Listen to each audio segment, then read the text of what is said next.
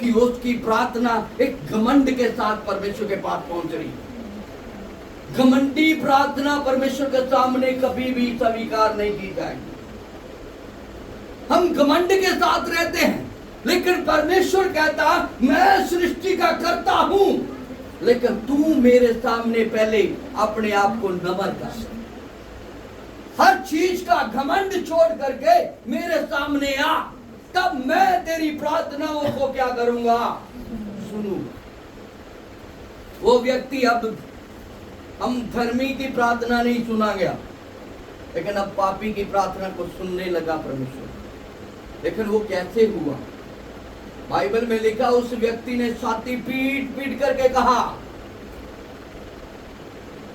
हे परमेश्वर मैं पापी हूं, मैं अपनी आंखों को उठा करके तेरी तरफ अपनी आंखों को भी उठा नहीं सकता, लेकिन मैं पापी हूं। बाइबल में लिखा है कि जब उसने अपने पापों को मान लिया तब वो धर्मी ठहर चुका था। आमीन। यही धार्मिकता था उसका। वो पापी नहीं था, क्योंकि उसने पाप मानकर छोड़ दिए थे, इसलिए वो धर्मी बना और तब परमेश्वर ने उसकी प्रार्थना को सुन लिया। अपनी लाइफ में देखो, मेरी प्रार्थना का उत्तर क्यों नहीं मिल रहा? आप अपनी लाइफ में देखो कि परमेश्वर आप मेरी प्रार्थना क्यों नहीं सुन रहे? मैंने पहले बोला सभी लोग प्रार्थना करते हैं, लेकिन परमेश्वर सभी की प्रार्थना नहीं सुनता।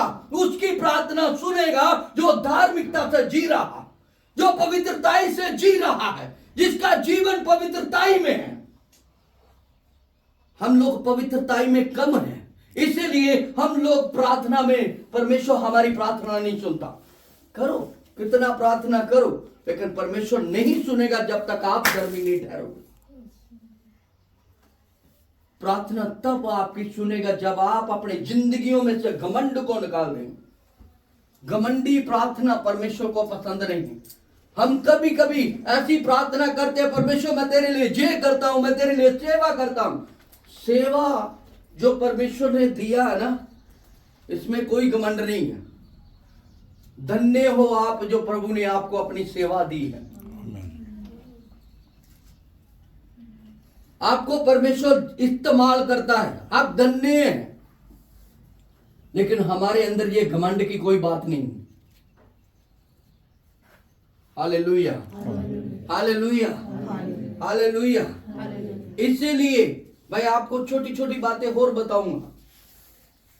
आप जानते हैं, एक बार लूसीफर को भी सेवा स्वर्ग में दी गई है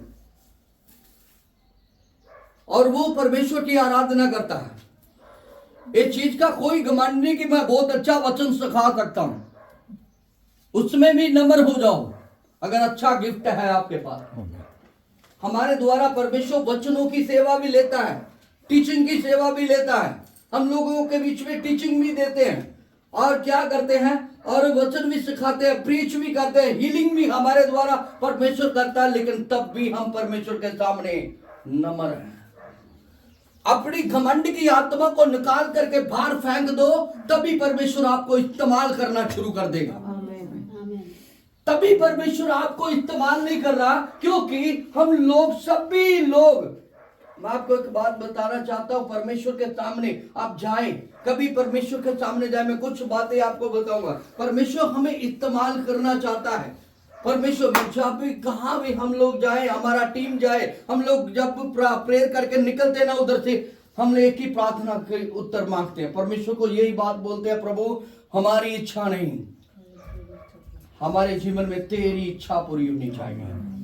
अगर हम मुंबई में जा रहे हैं तो उधर तेरी इच्छा पूरी होनी चाहिए। आप जैसे भी इस्तेमाल करेंगे, हम वैसे ही प्रभु खुश हैं। वो प्रभु की इच्छा है, कैसे इस्तेमाल करना है, यही बात मैं आपको बताना चाहता हूं। दो बातें आपको यही बात ध्यान रखना है। कैसे परमेश्वर हमारी प्रार्थना को सुनेगा? आपने अपने जीवन से, अपनी लाइफ से सिर्फ पाप को निकालना। पाप को अंदर, बोलिए, पाप को अंदर नहीं आने देगा, आने देना, नहीं तो परमेश्वर आपकी प्रार्थना को नहीं सुनेगा। हालेलुया।